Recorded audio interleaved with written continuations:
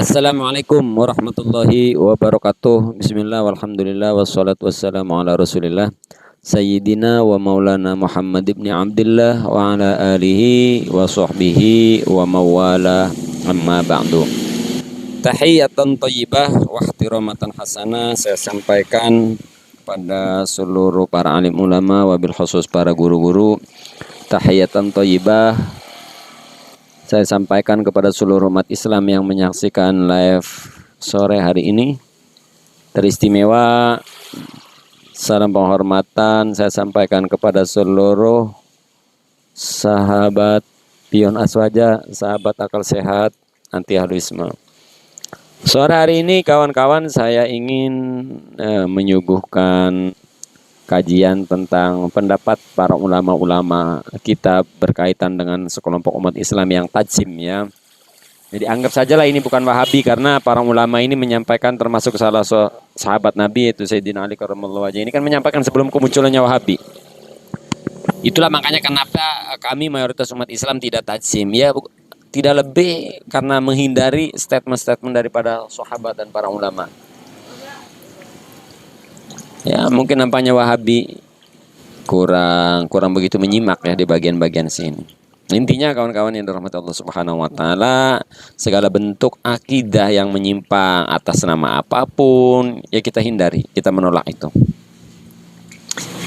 Dan berikut pembahasannya. Kita selalu ngomong bid'ah amaliyah seolah-olah itu hal prinsipil gitu. Ya kita sangat menyayangkan atas sikap saudara-saudara kita yang begitu mempersoalkan suatu hal yang menurut mereka bid'ah padahal itu bukan area ataupun bukan wilayah yang prinsipil, persoalan amaliyah yang masih jangkauannya itu khilafiyah. Sampai-sampai mengabaikan akidah yang bid'ah malah. Jadi langsung saja kita awali pembahasan sore hari ini dengan mengutip kalam sahabat Nabi Muhammad SAW sekaligus menantu sekaligus sepupu. Qala al-Imam Ali bin Abi Thalib radhiyallahu anhu. Imam Ali bin Abi Thalib radhiyallahu anhu berkata, "Sayarji'u qaumun min hadhil ummati inda iqtirabis sa'ati kuffaron." Sayarji'u kelak kaum dari umat ini akan kembali ketika mendekati kiamat kufaron dalam kondisi kafir. Qala rajulun, salah seorang sahabat berkata, "Ya Amirul Mukminin, kufruhum bimadza?" Wahai Amirul Mukminin, pemimpin umat Islam, sebab apa mereka kufur? Bertanya tapi ngasih pilihan. Abil ihdasi ambil ingkari. Apa sebab ihdas membuat perkara baru? Ambil ingkar. Apa kelawan sebab ingkar? Faqala Sayyidina Ali berkata, bal bil ingkari sebab ingkar. Ingkar terhadap apa? Yungkiruna khaliqahum fayasifunahu bil jismi wal a'dha'i. Mereka ingkar terhadap khalik mereka, pencipta mereka, Allah Subhanahu wa taala. Fayasifunahu, maka sebab kemudian mereka menyipati Allah bil jismi dengan jisim, wal a'dha dan anggota tubuh. Ingkar fayasifunahu, nyatanya mereka menyipati Allah bil jismi wal a'dha dengan anggota, memiliki kaki, memiliki wajah. Oh, kata Wahabi, wajah Allah yang enggak sama dengan wajah manusia. Terus sama dengan wajahnya onta, ular. Tidak sama dengan wajah apa ini? Nanti ke depan dibahas. Rawahu Ibnul Muallim Al-Qursi fi kitabih Najmil Muhtadin. Enggak penting nama kitabnya saja ini ya. Kemudian tidak hanya Imam Ali ataupun Sayyidina Ali karramallahu wajhah. Generasi berikutnya di masa salaf muncul Imam Syafi'i mengeluarkan statement bagaimana kata Imam Syafi'i radhiyallahu anhu, al-mujassimu kafirun. Utawi wong kang tajsim, menjisimkan Allah, kafirun, akidahnya kafir. Kata Imam Syafi'i. Begitupun Al-Imam Al-Mujtahid Imam Ahmad bin Hanbal, yaitu muridnya. Jadi ini hidupnya semasa kawan-kawan ya. Sudah tentu semasa namanya guru sama murid ya. Imam Syafi'i adalah gurunya. Kemudian Imam Ahmad bin Hanbal muridnya. Apa kata Imam Ahmad bin Hanbal? Man qala annallaha jismun la kal ajsami kafaro. Man qala, barang siapa yang berkata. Ini statementnya Wahabi ini. Ini ucapannya Imam Ahmad bin Hanbal, tapi sering kata ini sering disampaikan oleh Wahabi. Yang lalu kemudian ini kita suguhkan sebagai sebuah bantahan. Anallaha jismun, Allah itu memiliki jisim, memiliki anggota tubuh, cuma lakal ajsami, bukan seperti kayak jisim-jisimnya makhluk. Kafaro, orang tersebut kafir. Luar biasa kawan-kawan ya.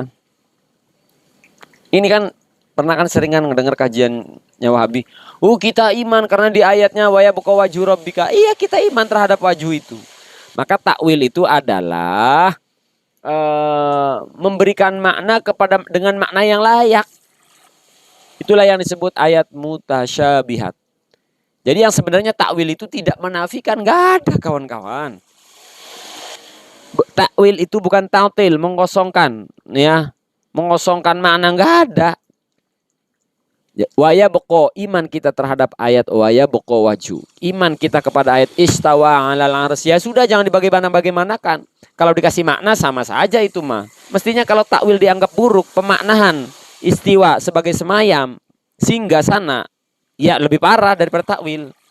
Mereka ketika memberikan makna ars sebagai singgah sana, istawa sebagai bersemayam, mereka sebenarnya mensifati Allah dengan sifatan makhluk.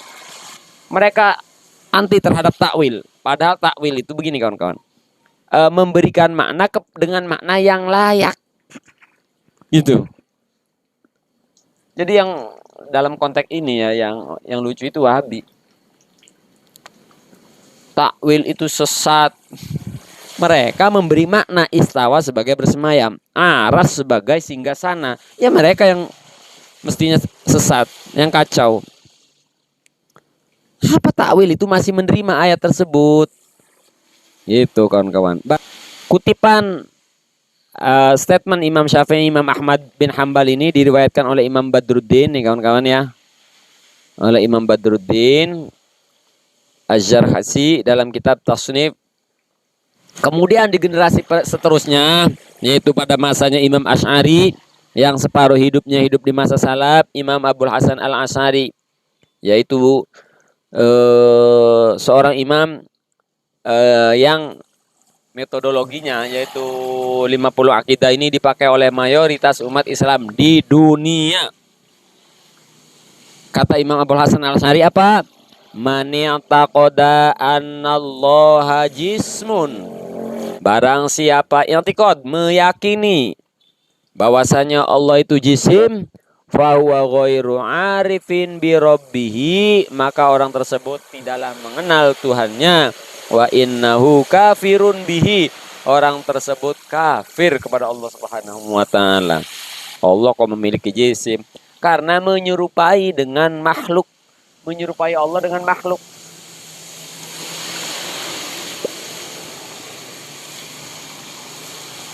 Kemudian Imam Ja'far At-Tahawi yang kita kenal dengan Imam Tahawi. Ini kutipannya saya didahulukan. Ini mestinya ini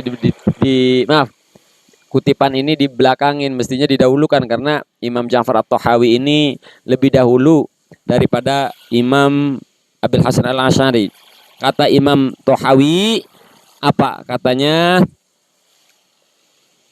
Yakni anallaha, yakni Allah tadinya ini bersih, maha suci, subhana anil hudud, batas, ghoyah, wal arkan, wal a'dha, wal adawat, la tahwihil jihatus situ kasairil mubtadi'at.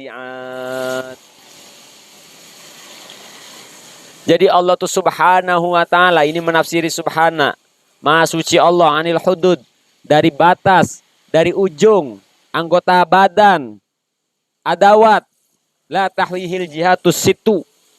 Allah tidak dibatasi, tidak dimuat jihad, tidak dibatasi jihad arah yang 6. Jadi kanan, kiri, depan, belakang, atas, bawah, tidak.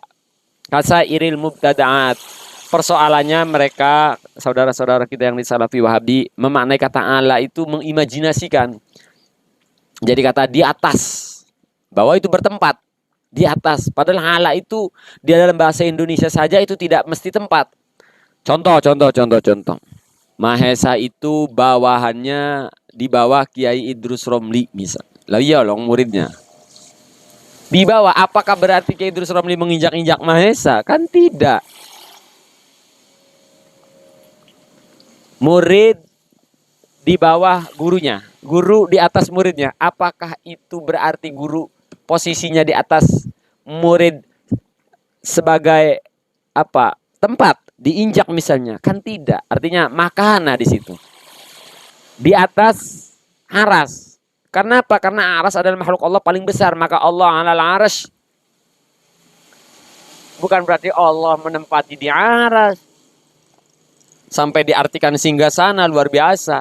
Karena otomatis kalaulah Allah bertempat di aras, ya, maka otomatis aras mestinya lebih besar daripada Allah.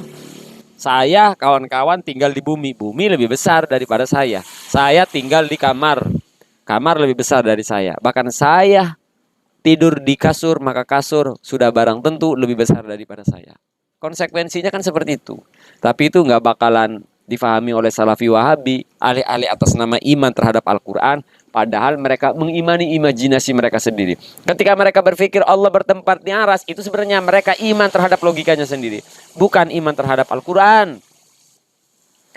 Kalau mau tauhid istawa 'alal aras, apa artinya? Wallahu a'lamu bissawab. Selesai kalau mau tauhid. Tapi lalu kemudian tauhid menjadi polemik. Di zaman sekarang orang kritis, maka kita menggunakan pendekatan takwil. Istawa 'alal aras ai istaula, Allah menguasai atas aras. Kemudian kata Imam Ja'far At-Tahawi juga, beliau menyampaikan man wasafallaha bima'nan min ma'anil basyari. Barang siapa yang mensifati Allah dengan satu makna daripada makna basyar, manusia, sifat manusia, faqad kafaro, orang tersebut telah kafir. Nauzubillahi min dzalik. Inilah kawan Imam Ja'far At-Tahawi, ulama salaf. Ini ulama salaf. Kemudian Imam Abil Hasan Al-Asy'ari, ya, wafat memang bukan di masa salaf, tapi separuh hidup beliau hidup di masa salaf. Imam Ahmad bin Hambal, ulama salaf. Imam Syafi'i, jelas ulama salaf. Apalagi Imam Malik karramallahu wajhah. Yang bukan salaf, siapa kawan-kawan yang bukan salaf? Satu. Yang bukan salaf, Ibn Taimiyah. Dua, Abdul Wahab. Gak ada, ini bukan ulama salaf ini. Ya. Itulah kawan-kawan yang bisa saya sampaikan. Semoga bermanfaat kawan-kawan. Apa yang saya sampaikan ini, mohon ampun kepada Allah Subhanahu wa taala dan mohon maaf kepada pihak-pihak yang tersinggung. Wallahul muwaffiq ila aqwamit thoriq wal afu minkum. Wassalamualaikum warahmatullahi wabarakatuh.